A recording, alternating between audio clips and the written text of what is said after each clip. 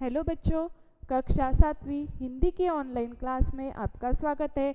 आज हम हिंदी की पाठ्यपुस्तक वसंत भाग 2 से 8वीं कविता शाम एक किसान पढ़ेंगे, जिसके कवि है सर्वेश्वर दयाल सक्सेना जी।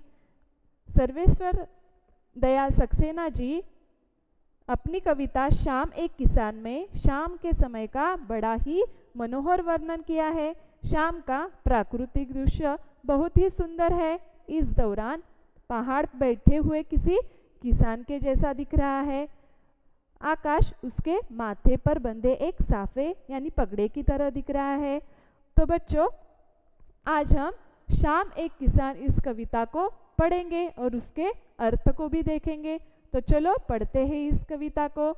आकाश का साफा बांधकर सूरज की चिलम खींचता बैठा है पहाड़, घुटनों पर पड़ी है नदी चादर सी, पास ही दहक रही है पलाश के जंगल की अंगीठी। अंधकार दूर पूर्व में सिमटा बैठा है भेड़ों के गल्ले सा।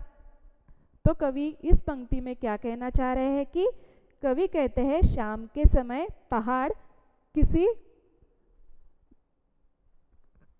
बैठे हुए किसान की तरह दिख रहा है।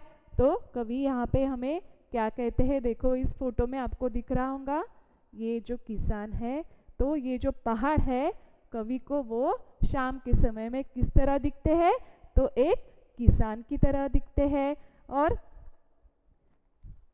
और आसमान उसके सिर पर रखी किसी पगड़ी की तरह दिख रहा है।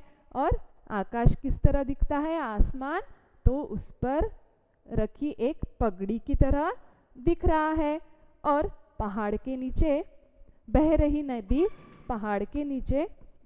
नदी उनको किस तरह दिखती है, चादर की तरह दिखती है।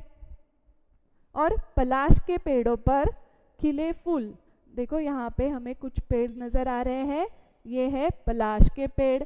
और इस पर खिले फूल किस तरह दिख रहे हैं, तो इस पर खिले फूल लाल पुष्प कवि को अंगीठी में जलते अंगारों की तरह दिख रहे हैं।